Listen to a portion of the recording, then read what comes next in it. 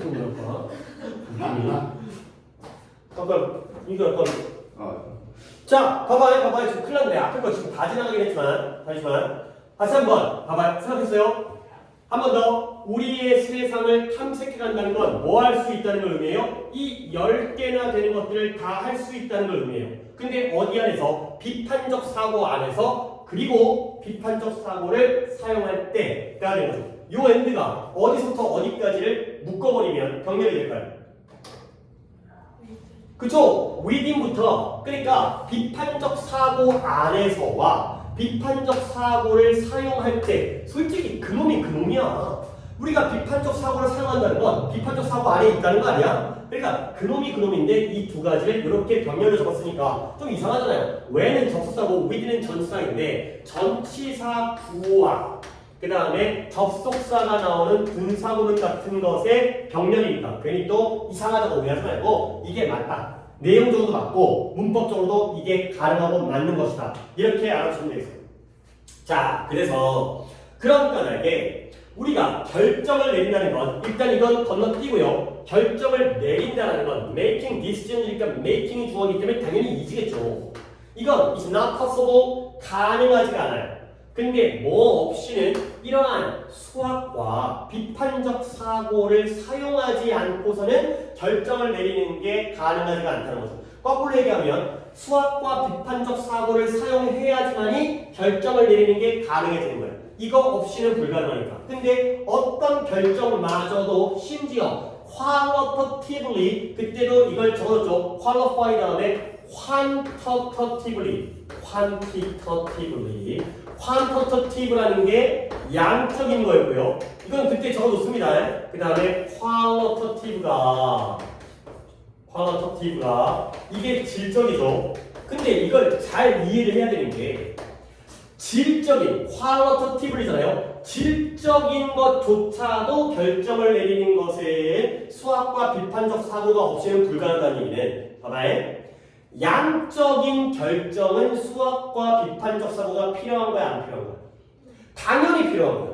양적은 원래 양과 관련된 게 수학이잖아요. 수학이 질적인 학문이 아니라 양적인 수치화된 수량화, 퀀터파이하는 과목이니까 다시 한번 양적인 결정은 당연히 수학과 비판적 사고가 필요하고요. 심지어 질적인 결정에서도 수학이 필요하다는 얘기예요. 오케이? 알겠어요? 그러니까 여러분들이 다 수학이니까 양적인 문제, 근데 여기에 질적인 문제조차도 이 단어가 또 중요하다는 거야. 착각하면 안 돼. 괜히 또 이제 측량하고 수량화하고 객관적이고 그러니까 양적인, 질적인 게 아니라 양적인 거 아니에요. 그 얘기가 아니라 양적인 의사결정, 결정을 내리는 건 당연히 수학이 필요한데 심지어 질적일 때조차도 수학이 없으면 불가능하다. 가능하지 않다. 정확하게 이해를 하셔야 돼요. 여기가 qualitative이라는 건 정말 중요하다. 알죠? 여기서도 quantify는 유치하게 너네를 장난치려고 이걸 qualify로 결정하는 건데 이거는 나름대로 의미가 있어요. 착각하기가 쉽게 되니까 이거. 외워둬도 헷갈리니까. 그죠? 자, 그리하여 결국 어떻게 해야 돼? 수학을 잘 가르쳐야 되는 거 아니야. 결국 수학을 가르치는 게 이루어지고 행해져야 되는데 무엇과 함께 이루어져야 되느냐? In interaction with 뭐뭐와 함께 뭐뭐와 상호작용 속에서 상호작용이라고 단어의 뜻이긴 하지만 쉽게 말해서 뭐뭐와 함께 이루어져야 되는 거야. 근데 누구와 함께? critical thinking, 비판적 사고와 함께. 그리고 거기다가 또 뭘 덧붙여야 돼요? 언론미디도 뭐뭐와 함께죠. 얘도 뭐뭐와 함께, 얘도 뭐뭐와 함께 의사결정 과정과 함께 수학을 가르치는 게 이루어져야 한다. 가 되는 거죠. 그래서 내가 일단 키워드 정리하지만 이 문장 안에 중요한 키워드 3개가 다 포함되어 있어요.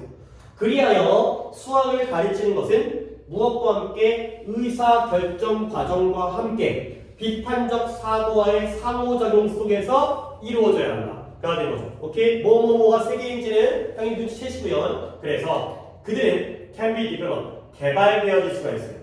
근데 어디로? 수학적 상황 속으로 개발되어질 수가 있죠. 자, 근데 그러므로 쏘듯이 그냥 그래서인데 붙어있는 목표지만 컴마 찍혀 있으면 그래서였죠. 그리하여, 그래서. 근데 문법은 안 나온 거니까 그냥 그러려니 하시고요. There is no excuse. 여기까지만 끊었을 때 변명의 여지가 없다라는 거야. 변명의 여지가 없다는 건 잘한 거야, 못한 거야?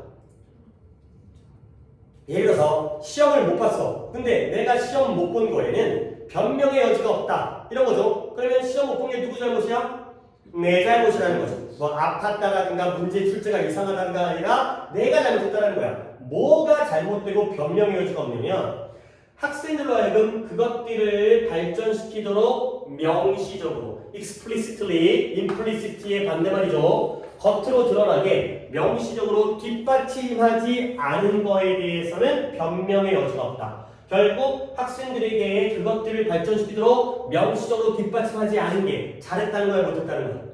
못했다는 거야. 네가 그렇게 안 하면 변명의 여지가 없어. 그건 네 잘못이야가 되는 거죠. 시험 못 본 건 네 탓인 것처럼 이렇게 안 한 것도 네 탓이야. 뭐뭐에는 변명의 여지가 없다. 그때 이게 잘못된 행동이라는 거죠. 근데 문법은 내가 그때도 얘기했지만 원래 투부정사의 규정은 not to지만 to not 써도 된다고 했어요. 그래서 not to explicitly supported 해도 상관없으니까요. not to도 되고 to not도 된다. 원래 to 부정사의 규정을 not to라고 배웠지만 to not도 실제로는 허용이 되는 문법이다. 가 되는 거죠. 오케이. 자, 여기까지. 잠깐만요. 하나를 놓치고 넘어간 게 있어서 얘들아, 저번에는 내가 이걸 물어봤었거든. 근데 이번에는 이걸 물어볼게요. 왜? 같은 거거든. 이때 대입 또는 대응은 뭘 가리킨다? 비판적 사고와 의사결정, critical thinking과 decision making에 대해서요. 다시 한번, 이 critical thinking과 비판적 사고와 의사결정은 수학적 상황 속으로 발전되어져야 돼요. 그러다 보니까 이것들을 학생들에게 뒷받침, 발전시키도록 뒷받침하지 않은 거는 너무나 잘못된 행동이다. 가 되는 거죠. 오케이? 그쵸? 자, 그래서 한 번 더 정리를 하면요. 시간이 상당히 많이 가긴 하긴 한데, 좀 첫 번째 거가 좀 빡세고, 어휘도 어려운 것들이 많아갖고, 그래서 얘는 일단 글의 흐름을 알아주시고요. 그 다음에 순서, 이 이수할 때는 내가 찝어드려요. 그 다음에 이게 빈칸으로 나올 가능성이 많아요. 그 다음에 어휘가 중요하니까 어휘를 잘 챙겨주시면 되겠어요. 문법을 설명을 드렸지만 문법은 나올 게 아니야. 순서와 빈칸과 어휘인데요. 일단 키워드들을 짚어드리면서 순서와 내가 빈칸이 뚫릴 만한 부분들, 그리고 빈칸이라는 건 아니 진짜 얘네 2학년 문제들 중에서도 1학년 때도 그랬지만 빈칸을 원문 그대로 뚫어주는 게 어디 있어요? 그거는 주는 문제지. 근데 그걸 갖다가 바꿔가지고 나만의 패러프레이즈를 선생님이 네 의도를 갖다 이해하고 있는지 이런 것들을 파악하려면 결국 키워드들을 잘 이해해놔야 이 자리에 딴 말이 들어가는 걸 이해할 수 있는 거거든. 원문 그대로 나오면 쉽지. 봐봐요. 수학적으로 문해력이 있는, 일단 이거야. 수학을 잘하기 위해서는 키워드고요. 어떻게 해야 된다? 비판적 사고가 필요해요. 반복되어집니다. 근데 그 목적이 뭐예요? Make informed decision. 의사결정을 잘 내리기 위한 거죠. 벌써 3개가 다 나왔어요. 수학을 잘한다는 건 비판적으로 생각을 할 수 있다는 거고, 근데 그건 목적이 뭐예요? 잘 결정하기 위한 거예요. 그 다음에 키워드로 interdisciplinary, 이런 범교과적인 접근 방법. 그러니까 내가 사회 문제를 풀기 위해서도 수학을 갖다 쓰고, 국어 문제를 풀기 위해서도 수학적 사고를 쓰고, 이런 것들이 다 분야를 병고가적인 거, 그렇다고 해서 모든 분야가 아니라 수학이 무조건 들어가야 돼. 이런 것들을 다루면서 우리는 현실의 문제를 갖다가 반영하는 거에 뭘 요구한다고요? 다시 한번 수학을 가르치는 방법을 혁신적으로, teaching method를 혁신적으로 바꿔야 됩니다. 수학을 가르치는 방법을 혁신적으로 바꿔야 돼요. 수학을 역시 잘해야 돼요. 자, 결국 이런 것들이, 이런 많은 것들을 갖다가 할 수 있어야 되거든요. 근데 그 중에서도 quantify라는 동사와 conjecture라는 동사는 한 번 더 키워드 밑줄 쳐주시고요. 다른 것들은 그냥 보고 이해하시고. 근데 결정을 내린다는 건 질적인 결정마저도 수학과 비판적 사고가 없다라면 불가능해요. 이 문장도 봐봐라. 결정과 그 다음에 수학과 그 다음에 비판적 사고가 나오죠. 세 단어가 다 있어. 그리고 또 나오죠. 수학을 가르치는 건 이루어져야 되는데 무엇과 상호작용 속에서 비판적 사고와 그 다음에 의사결정과 함께 이 세 개가 계속 나오죠. 한 문장 안에 수학, 비판적 사고, 의사결정. 그죠? 수학, 비판적 사고, 의사결정. 그러니까 빈칸을 뚫는다면 이런 거지. 예를 들어서 문장에 봐봐. 이 문장을 갖다가 내용적으로 정리를 하게 되면 비판적 사고. 그러니까 우리가 수학 지도를 봐봐. 수학을 잘 가르쳐야 돼. 수학 지도를 잘해야죠. 근데 그 목적이 뭐예요? 아이들을 뭐 하도록 하기 위해서? 비판적 사고를 하도록 만들어야죠. 근데 비판적 사고를 하는 목적이 뭐예요? 의사결정을 잘 내리기 위한 거잖아요. 이거거든. 그러니까 이거 없이는 이것도 안 되고 이거 없이는 이것도 안 된다는 거야. 이 세 개가 키워드야. 그러면 내가 빈칸이 나왔을 때 당연히 내가 문장 안에 1번과 2번이 있어. 그러면 빈칸 자리에 뭐가 나와야 돼? 3번이 나와야 돼. 안 그러면 말이 안 되는 거야. 2번과 3번이 있으면 1번을 넣어야 돼. 그런 식으로 문장을 만들어낼 수가 있기 때문에 무조건 이 세 가지는 함께 다녀서 빈칸에 문장을 만들 수 있어야 된다는 거야. 이런 정도로 생각을 해보는 거죠. 결국 다시 한번 결국 이 뭐예요? 비판적 사고와 의사결정이니까 2번과 3번은 수학적 상황 속에서 발전될 수 있다니까.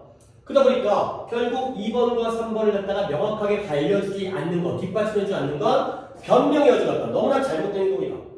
그죠?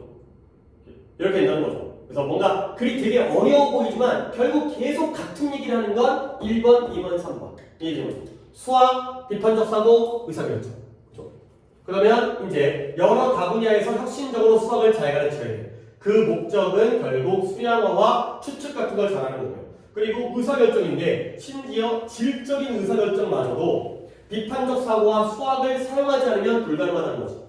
그 다음에 결국 수학이라는 건 어떻게 이루어져야 돼? 수학 지도는 비판적 사고와 의사결정과 함께 이루어져야 돼.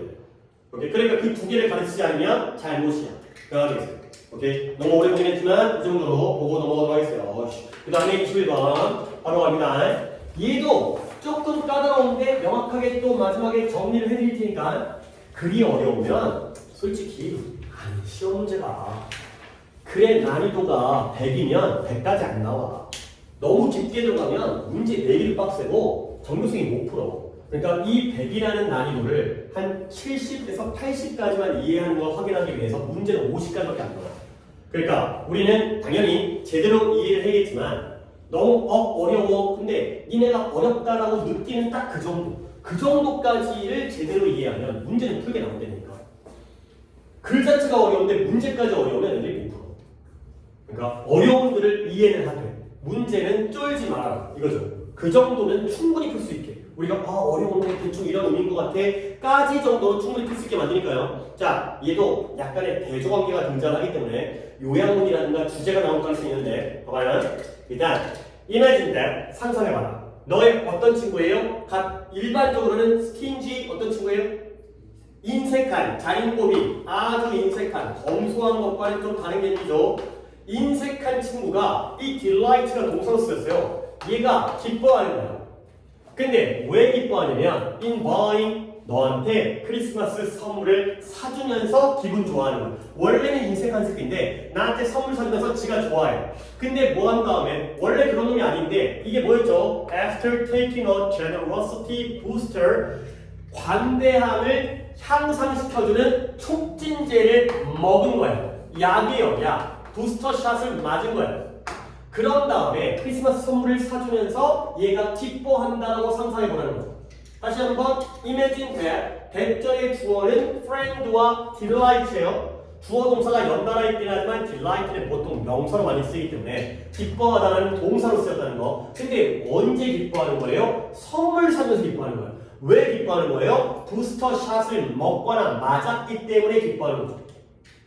평소에는 기뻐할 게 아닌데 약 먹고 약 기운에 기분이 좋은 거야. 자, how do you feel? 그러면 너는 어떻게 느끼겠냐? 물론 undoubtedly 의심의 여지가 없어요. 분명하게라는 뜻이죠. 의심의 여지가 없으니까 확실히 분명하게, 확실하게, 분명하게, 명백하게 there is something 그 행동에는 praiseworthy 칭찬할 만한 무언가가 있긴 있어요. 이때 그 행동이 뭐죠? 너한테 선물을 사주는 거죠. 선물을 사주는 행동에는 칭찬할 만하죠. 그건 잘한 거긴 해. 그리고 너도 어떨 거야? 그 선물을 받아서 기쁘겠죠. 아, 저 새끼 원래 되게 인색하고 잘 공부했던 놈인데 나한테 선물을 사주네. 그러니까 기분도 좋고요. 그리고 여기도 그때 너네들이 약간 이상하게 이해했지만 그럴 부분이 아니야. 너는 고마워 라고 말하고요. and mean it. 그리고 진짜 그런 의미를 말하는 거예요. 그러니까 겉으로만 고맙다고 얘기하고 속으로는 저 새끼 왜 저러나가 아니라 실제로 진심이다. 이게 의역하게 되면 그게 진심. 감사하다고 말을 했고 실제로 진짜로 마음으로 감사해 하고 있어. 여기까지는 좋았죠. 그러니까 다시 한번 원래는 그런 놈이 아닌데 부스터를 맞은 다음에 선물 준 다음에 기뻐해. 너 기분은 어떻겠니? 받은 사람 입장에서 물론 잘한 행동이고 기쁘고 고맙고 진심이야. 그러나 그의 마음의 변화는 완전히 만족스럽지는 않다는 거죠. 평소에 그런 놈이 아닌데 잠깐 약 먹고 선물 줬다고 해서 내가 그 친구에 대해서 완전히 만족하는 건 아니라는 거예요. 그래서 according to 이 제그 잽스키 미국의 철학자인 동격인데 별거 아닌 거고요. 여기까지 그냥 끊어버려. 어떤 아저씨가 얘라든 이 아저씨가 철학자든 정신학 의사든 심리학자든 그게 뭐가 중요해. 그게 아니라 누군가에 따르면 이 사람, 이 친구는 정말로 관대한 건 아니라는 거예요. 오케이? 어떤 느낌인지 알지? 그냥 겉으로만 잠깐 관대하게 쓰는 행동을 했을 뿐 이 사람 성격 자체가 관대한 사람은 아니라는 거예요. 그래서 우리가 누군가의 인성과 성품을 칭찬할 때 우리는 다음과 같은 단어를 이러한 단어인데요. 뭐에 대한 다양한 virtue라는 단어는 알아두시고요. 이거 뭐라고요? 미덕, 다양한 미덕에 대한 단어들을 사용하죠. 그 단어들의 예시가 관대한, 그 다음에 친절한, 용감한, 기타 등등이라는 단어를 사용하는 거예요. 뭐 당연하겠죠. 근데 a person who gives one gift, 하나의 선물, 한 번의 선물을 준 사람은 지금 이 미덕에서 우리가 성격을 설명하듯이 그 정도로 관대한 사람은 아니라는 거예요. 오케이? 그러면 이 사람이 관대한 사람이 아니면 그 대신에 이 정도면 관대한 게 아니라 관대함이라는 건 안정적인 부분이에요. 근데 무엇에? 한 사람의 도덕적 정체성의 안정적인 부분이고요. 그 도덕적인 정체성이라는 건 감정적 습관이에요. 근데 어떤 습관이에요? That is part. 네가 누구인지의 일부분이 되어지는 그러한 감정적 습관이 바로 이러한 도덕적 안정성, 그 다음에 관대함이라는 거죠. 오케이?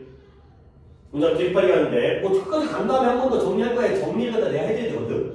그러므로 미덕이라는 건 non-typical, 비전형적이라는 말이 조금 어려워. 그래서 일반적이지 않은, 평소와 다른, 일반적이 아닌 그러한 충동. 결국 미덕이라는 건 일반적이지 않은 충동과 달리 as opposed to가 뭐뭐와 반대로 했지만 좀 더 의역하면 뭐뭐와 다르게, 뭐뭐와 달리. 미덕이라는 건 잠깐 일반적이지 않게 충동을 느끼는 것과는 다르다는 거죠. 그러면 뭐다? 얘네들이 너의 개인적인 역사의 결과물이 바로 미덕이 되겠어요.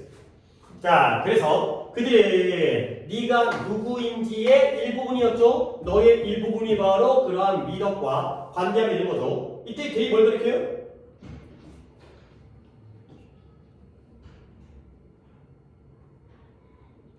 그쵸? 미덕이에요. virtue예요. 복수죠. virtue지. 이런 미덕이라는 것들이 네가 누구인지에 대한 일부분이고요. 근데 왜 그래요? 걔네가 네의 성격이 어떻게 형성되어졌는지의 일부분이기 때문에 네 성격이 형성되어진 그 과정의 일부분이기 때문에 지금의 네가 누구인지의 일부분인 게 바로 이런 미덕이 되겠어요. 자, 그래서 인스턴트, 즉각적인, 즉석의, 잠깐 즉석이잖아요. 인스턴트 직분 같은 즉석의 virtue, 미덕은 그럭가닥에 있을 수가 없는, 불가능하다는 거죠. 미덕이라는 건 꾸준하고 지속적인 건데 인스턴트라는 말 자체가 서로 안 맞는다는 거죠. 결국 마지막 문장, popping a pill. 이때 pop이라는 게 빵 터지다 팝콘처럼. 근데 약을 뭐 한다는 얘기였어요? 이거 테이킹이죠. 약을 먹는 거. 이런 알약을 하나를 먹는다는 건 너를 더 좋은 사람으로 만들어줄 수 없다. 까지가 되겠어요. 자, 그래서 내가 이래가 뭘로 뽑냐면 일단 주제를 만드는데 그 주제를 요약문식으로 만들 가능성이 높거든요. 대조관계가 등장하기 때문에. 그러니까 이 요약을 정리하면 그걸 통해서 주제문이 만들어지니까 이거 갖다가 한 표로 한번 작업을 해보겠어요. 결국 어떻게 할 거냐. A랑 B를 갈 거예요. 얘는 뭐냐? 일시적인 행동 변화. 잠깐 바뀐 거였잖아요. 그 다음에 얘가 진정한 리더로 가는 거야. 그래서 이 친구가 나한테 선물을 줬는데 그건 진정한 리더가 아니라 잠깐 바뀐 거잖아요. 그렇게 A와 B를 갖다가 보도록 하겠어요. 자, 그러면 내가 지금 나열하는 단어들을 A 쪽에 둘지 B 쪽에 둘지 여러분들이 판단을 해 가시면서 만들면 이제 이게 요약문의 어휘들이 되는 거야. 그래서 거기다가 집어넣을 단어를 이렇게 정리를 해두면 이 단어가 어디 있었는지 대략적으로 순서까지 좀 생각을 해주시면 그런 요약문을 만들기 좀 수월하게 찾을 수 있으니까요. 자, 부스터 A요, B. A죠. 잠깐 촉진제 맞은 다음에 잠깐 이상한 거야. 그 다음에 어이구 깜짝이야. 뭔지 이상한 단어가 나와가지고. 자, 그 다음에 그래서 기프트, 선물 A요, B예요. A예요. 선물 자체가 그 사람의 성격의 변화는 아니죠. 잠깐의 행동 변화다. 그 다음에 마음의 변화가 만족스러워하지 않고요. 그 다음에 얘에 따르면 얘는 그 다음에 캐릭터는 어느 쪽이에요? 성격, 인성. 얘는 B예요. 이 미덕이라는 게 이 사람의 캐릭터를 설명하는 거죠. 그 다음에 virtue, 아니 당연히 미덕이니까 여기다가 virtue를 안 넣을 수는 없어서 나오는 순서대로 virtue가 이제 나왔으니까 여기다 집어넣겠고요. 그 다음에 stable은 어느 쪽이에요? 그렇죠. 오른쪽에 B 쪽에 있어요. 안정적이고요. 그 다음에 도덕적인 identity, 정체성. 그 다음에 emotional heavy, 다 B 쪽이에요. 도덕적으로 내가 어떤 사람인지, 그 다음에 감정적으로 어떠한 습관을 가지고 있는지. 자, 그러면 impulse는 충동은 어느 쪽이에요? A 쪽이 되는 거죠. 이런 식으로 나눠 넣어요. 그 다음에 history는 어느 쪽이에요? B 쪽이에요. 역사. 뭔가 오랫동안 있어갖고 꾸준한 것들이 싹 다 B가 되는 거예요. 자, 그러면 instant는 어느 쪽이에요? A 쪽이죠. 즉석에 잠깐만 그런 거가 이쪽이죠. 그래서 얘가 virtue랑 안 어울리는 거예요. instant virtue라는 것 자체가 존재할 수가 없다는 둘이 서로 상반적인 개념이기 때문에. 오케이? 알약은 A 쪽으로 가겠죠. 그래서 이렇게 대조관계를 이루기 때문에 이런 어휘들을 활용해서 요약문을 만들고 그리고 이 요약문이 하나의 주제가 되는 거야. 그러니까 일시적 변화는 잠깐의 촉진제라든가 약을 먹고서 선물 주고 충동적으로 잠깐 동안 즉석에서 행동하는 거지만 미덕이라는 사람의 성격이라는 건 안정적이고 그 사람의 정체성이면서 반복적인 습관을 통해서 역사적으로 형성되어진 것이다. 뭐 이렇게 말을 만들면 이걸 다 쓸 수는 없겠지만 이 중에서 두세 개 정도를 버무려서 문장을 만드는 거기 때문에 그런 정도로 알아주시면 되겠어요. 되죠. 그리고 이왕이면 이렇게 순서를 쫙 적어두면 여기서 나온 등장한 순서이기 때문에 봐봐 한번 흐름만 잡아줄게. 또 이제 이 흐름을 잡는다는 건 그게 이해가 좀 더 쉬워지니까 이 친구가 갑자기 선물 주네. 기분 어때? 좋지. 그 다음에 기분도 좋고 감사하고 진짜거든요. 근데 그게 그렇게까지 만족스럽지는 않은 거야. 근데 얘에 따르면 이 철학자에 따르면 이 새끼가 진짜 성격적으로 인성적으로 미덕적으로 관대한 사람은 아니라는 거야. 그래서 우리가 누군가의 인성을 칭찬할 때는 우리는 이제 미덕이라는 단어를 쓰잖아요. 인성과 미덕이 연결되어진 건데 선물 한 번 줬다고 해서 그 사람이 미덕적으로 인성적으로 관대한 사람은 아니고요. 그러면 바로 뭐다? 이 미덕이라는 관대함이라는 건 안정적이어야 되고요. 정체성이어야 되고요. 습관적이어야 되고요. 너 자신의 일부여야 되면서 그리고 이건 이 비전형적인 일반적이지 않은 충동과는 다른 것이다. 그러니까 개인의 역사다. 너가 누구인지 그리고 너의 성격이 어떻게 형성되어졌는지 다 이런 것들이다. 그러다 보니까 이 개념은 존재할 수 없죠. 두 가지가 함께 짬뽕될 수 있는 없으니까 스테이블 버추는 가능하지만 인스턴트 버추라는 건 불가능하다. 그래서 약 한 번 먹었다고 해서 네가 성격적으로 좋은 사람, 미덕스러운, 미덕한 사람, 미덕한 덕이 아름다운 사람일 수가 없다라는 내용의 흐름을 알아두시면 되겠어요. 오케이, 이렇게 반대 개념들을 정리하시면 되겠어요. 자, 하나 더. 겁나게 보네. 아, 핸드폰 저기 있지. 자, 하나 더 할게요. 자, 22번. 그래요? 앞 시간에 좀 어려웠으니까 3개를 하고, 그 다음에 뒷 시간에 뭐 4개를 할 수도 있을 것 같으니까 얘는 진짜 너무 과도하게 복잡하게 들어갈 필요가 없고 이것도 깔끔하게 예시중에서 정리를 해주는 게 필요해요. 뭐냐면 무게를 재는 건데 볼링공 무게 재는 건 간단해 어려워? 간단해. 추에다가 그러니까 저울에다가 볼링공 올려놓고 거기다가 추 같은 거 정해진 무게, 알려진 무게를 올려놓은 다음에 평형을 맞추면 그게 무게죠. 근데 이제 복잡한 얘기가 뭐냐? 쌍성. 갑자기 잘 알지도 못하는 쌍성이 나오는데 쌍성의 무게를 재는 건 복잡해요. 근데 그 과정이 또 있어. 이제 이게 우리가 천문학적으로 이해를 하자는 게 아니라 이 글에서 뭐뭐뭐뭐가 필요하다라는 걸 깔끔하게 정리를 해주시면 딱 거기까지 여기까지. 선생님이라고 이거 알 수도 있으나 갑자기 케플러의 전법칙으로 시험 문제를 내지는 않을 거 아니야. 물론 안다 하더라도. 선생님 다 잘 아신다 하더라도 내지는 않을 거 아니야. 자, 가볼게요. 초반 부분은 도입 부분인데 별게 아닌 부분이니까 깔끔하게 진행한 다음에 결국 우리가 해야 되는 부분부터 집중합니다. 볼링공, 내 볼링공의 무게 또는 부피라는 뜻도 있지만 여기서 질량이었어요. 당연히 지금 무게에 대한 얘기고요. 질량을 확인하기 위해서 부사의 목적으로 시작하고 있죠. 투부정사로 시작한 다음에 뒤에 주어동사 나오면 목적인 거 정도는 알아두셔야 돼요. 뭐뭐 하기 위해 나는 뭐 한다? 볼링공을 밸런스가 저울이었죠. 스케일과 마찬가지로 저울 위에다가 약간 양팔 저울 위에다가 올려놔. 그리고 그 볼링공을 무엇과 비교해야 돼? 알려진 질량과 비교하는 데. 알려졌다는 게 뭐예요? 추에 무게가 써있을 거 아니야. 근데 그 알려진 질량의 예시가 가령 여러 개, 수많은 금속 큐브예요. 금속으로 된 정육면체로 이루어진 큐브죠. 보통 이제 원기둥 모양으로 있기도 하고 추가 이렇게 뭐 이거 있잖아요. 이렇게 하고 이제 여기 이렇게 해서 고리 생겨서 거기다 달게 뭐 이런 말. 근데 얘는 정육면체로 봐요. 근데 각각이 어때요? 각각이 1십 100g의 무게가 나가는 이러한 상황이 되겠어요. 그래서 메탈 큐브는 큐브인데 각각이 1십 100g의 무게가 나가는 그러한 여러 개의 추와 알려진 무게와 비교하는 게 바로 이런 방법이에요. 자, 여기까지 볼링공은 쉽단 말이죠. 근데 문제는 뭐냐? 이렇던 상황이 훨씬 더 복잡해져요. 여기는 아주 간단했는데 뭐 한다면 갑자기 우리가 관심도 없는 멀리 떨어져 있는 별의 질량을 알기를 원한다면 그때는 복잡해지고 어려워진다는 거죠.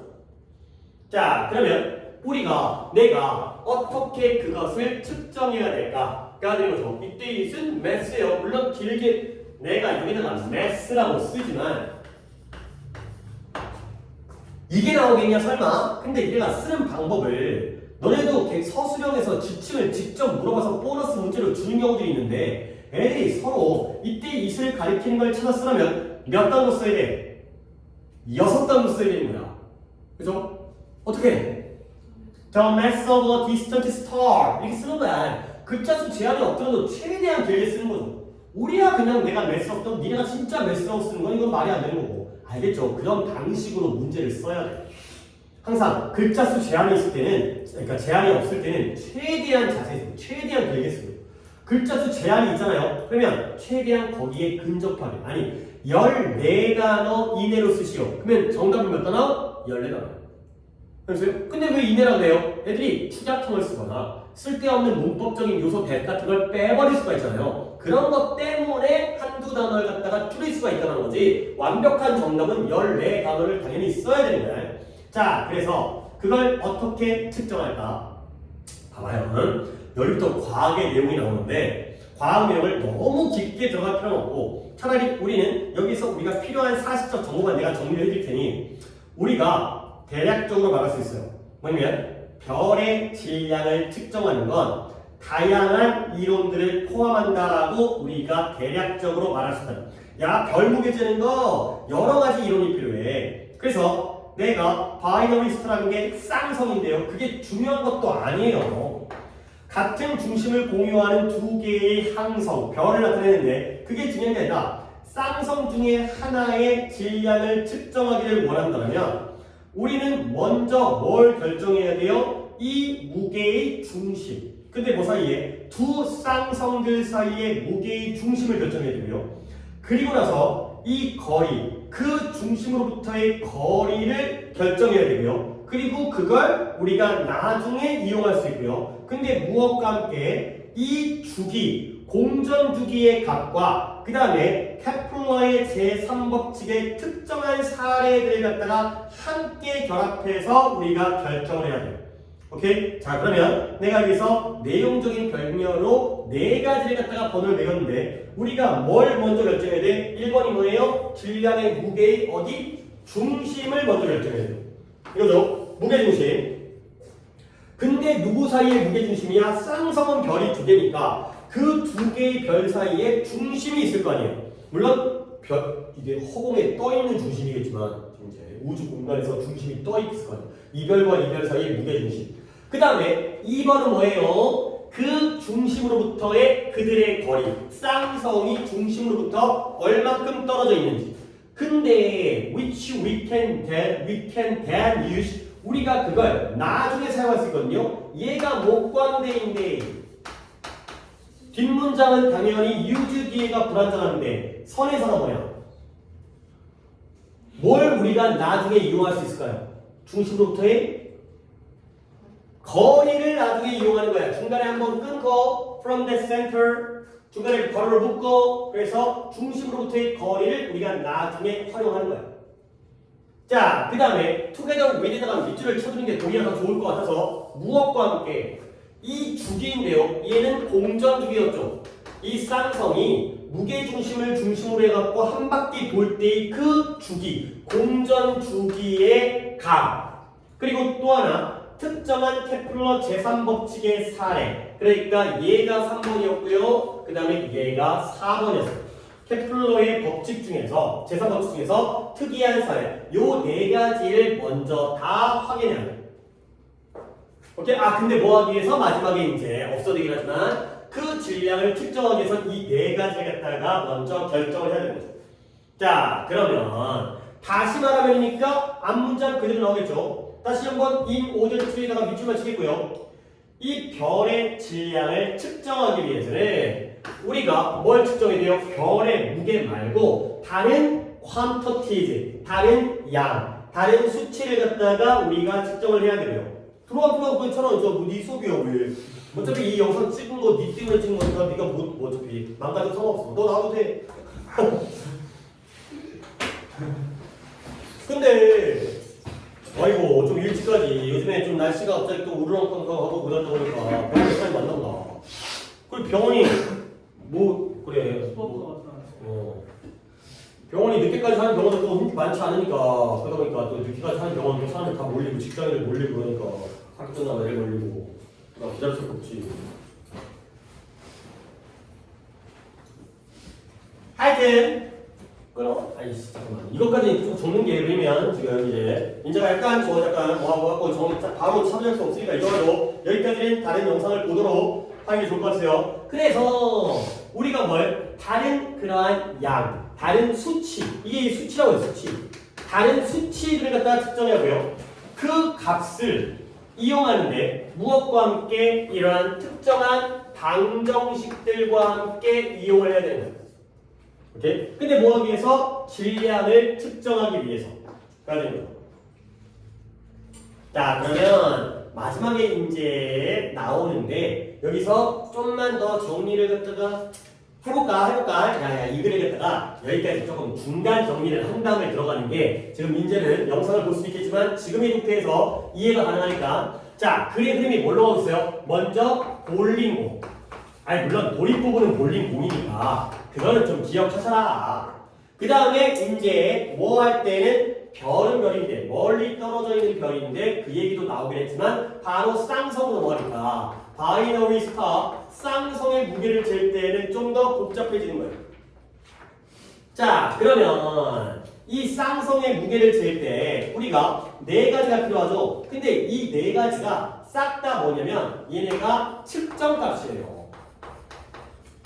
이 네 가지의 측정값이 되는 거죠. 이걸 다 적을 필요는 없고, 근데 그 네 가지의 측정값들을 무엇과 함께 이용해야 돼? 여기에다가 방정식이 필요해요. 이퀘이션이 필요하다는 거죠. 여기까지가 여기서의 정리가 되겠어요. 됐죠? 한번 진짜 만들자 한번 볼게. 그 다음에 마지막 문장에서 하나가 더 나와. 여기 이제 하나가 더 나오는 게 마지막 문장이니까. 봐봐요. 우리가 볼링공을 측정하기 위해서는 별게 없어. 그냥 이러한 추각고 무게를 재면 되는 거야. 됐어, 넘어가. 근데 네가 멀리 떨어져 있는 별의 무게를 갖다가 알고 싶다면 이게 훨씬 더 복잡해지거든. 근데 그 중에서도 우리가 대략적으로 얘기하는 게 이러한 별의 무게를 측정한다는 것은 다양한 이론들을 포함한다고 대략적으로 말할 수 있다는 거야. 근데 어떤 방식으로 하느냐? 쌍성의 무게를 알려면 1번, 2번, 3번, 4번을 알아야 돼요. 1, 2, 3, 4의 내용이 중요한 게 아니라 여러 가지의 측정값이에요. 왜냐면 다시 말하면 이 별의 질량을 측정하기 위해서 우리는 이러한 다른 수치들을 갖다가 측정한 다음에 그 측정값을 이용해야 되는 거야. 무엇과 함께? 특정한 방정식과 함께. 그렇죠? 그러니까 이때의 퀀터티라든가 이때의 밸류가 바로 1, 2, 3, 4를 얘기하고요. 그 측정값을 방정식과 함께 사용하면 되는 거예요. 그게 바로 질량을 계산하기 위한 방법인 거죠. 오케이? 이건 그냥 훅 왔죠? 여기에 너무 중심 내용을 갖다가 중간에다가 생각하면 안 돼. 아니, 무게중심, 그 다음에 무게중심들 거리, 그 다음에 공전두기값, 그 다음에 테플러 선법칙의 특별한 사례는 이게 바로 다 퀀터티즈와 밸류즈가 된다는 거죠. 그리고 그걸 방정식과 이용하시면 되겠어요. 여기까지 정리가 된 거예요, 지금. 자, 그 다음 이제 마지막 문장에 하나가 더 요소가 등장하는데 이러한 측정이라는 건 not a simple and unmediated estimation of independently existing property. 여기까지는 조금 길긴 한데 한 번 더. 측정이라는 건 not a but이에요. 뭐가 아니라 뒤부터 볼까요? 독립적으로 존재하는 그러한 값들, 그러한 측정값들에 간단하고 unmediated, 중재되지 않는 그러한 추정이 아니라는 거예요. 서로 따로 존재하는 측정값들을 서로 간단하게 중재되지 않은 채에 추정하는 것, 그런 것들이 아니라는 거죠. 오케이? 일단 우리는 좀 더 설명드리면 mediate라는 단어가 중재하다는 거예요. 아니, 중재라는 게 뭔 말이냐면 둘이 싸웠을 때 내가 중재를 하는 거죠. 그렇지? 그럼 뭐예요? 둘이 싸워서 중재하면 둘이 악수하고 그래 친구야 착하게 지내자 친하게 지내자 이렇게 되는 거죠. 근데 중재를 안 했다는 건 둘이 화해를 안 한 거예요. 서로 떨어져 있다는 의미가 중재되지 않은 이유. 오케이? 뒤에 있는 independent와 같은 말이에요. 중간에서 중재를 안 했으니까 서로 떨어져 있는, 화해를 안 했어. 오케이? 독립돼 있어. 이거요. 중재되지 않았다는 건 서로 독립돼 있다는 거야. 연결이 안 돼 있다는 거야. 오케이? 그러한 간단하면서도 독립된 추정이 아니라는 거야. 근데 뭐에 대해서 이렇게 따로따로 존재하는 측정값을 따로따로 추정하는 게 아니라 그러면 뭔데요? 결정하는 거예요. 근데 뭘 결정한다? 특정한 크기를 결정해요. 근데 before the background of도 관용 표현이지만 뭐뭐의 배경 앞에서 뭐뭇을 기반으로 하여 이걸 좀 뭘 기반으로 해요? 수많은 기존의 이론들을 기반으로 해서 이미 받아들여진 그러한 기존의 이론들을 기반으로 해서 이러한 특정한 크기를 결정하는 게 바로 측정이 된다가 되는 거죠. 결국 이제 측정값을 방정식에 집어넣어가지고 쌍성의 무게를 갖다가 우리가 측정하고 계산하잖아요. 근데 하나가 더 들어갔어요. 뭐가 들어갔냐? 얘네들은 따로따로 측정값을 갖다가 따로따로 추정하는 게 아니라 얘네들 갖다가 특정한 크기를 갖다가 결정하는데 뭘 기반으로 해서 이론이죠. 다수의 이론이 필요하다. 가져야 되겠어요. 그래서 네 가지의 측정값을 방정식에 넣지만 따로따로 보는 게 아니라 여러 가지 이론 속에다가 기반으로 해서 하게 된다는 거죠. 그래서 여기 이미 그게 나왔어요. 아까 별의 무게를 어떻게 측정할까? 우리가 대략적으로 얘기할 수 있는 게 다양한 이론들을 포함하고 있다는 거죠. 이 얘기를 갖다가 하려고 중간에 1, 2, 3, 4에다가 방정식까지 얘기한 거야. 결국 이 글의 주제는 어떤 복잡한 그런 질량이 된 어떤 복잡한 측정값을 계산하기 위해서는 다양한 이론이 필요하다. 이게 이 글의 주제였거든요. 그래서 요 다수의 의견, 이론, 다양한 이론 얘를 갖다가 꼭 집어넣으시는 쪽으로 이해를 해주시면 되겠어요. 그래서 얘의 경우에는 저런 식으로 주제를 파악하시고요. 그 다음에 그래도 별 얘기가 나오니까 여러분들한테 디테일한 내용들을 하나씩 물어볼 수 있어요. 뭐냐면 볼링공을 측정하는 건 이렇게 한다, 간단하다. 그 다음에 별이든 쌍성이든 얘네들은 많은 어떤 뭐 측정값이 필요하다. 그 다음에 뭐가 있어야 된다. 이런 쪽의 세부적인 내용과 그 다음에 순서를 잘 봐주시는 쪽으로 해주시면 되겠어요. 오케이, 그래서 주제랑 내용과 순서를 보시면 되겠어요. 오케이, 잠깐 쉬었다가 다음 독해도 진행하도록 하겠어요. 3개를 이 정도에 끝냈어요. 나쁘진 않은데.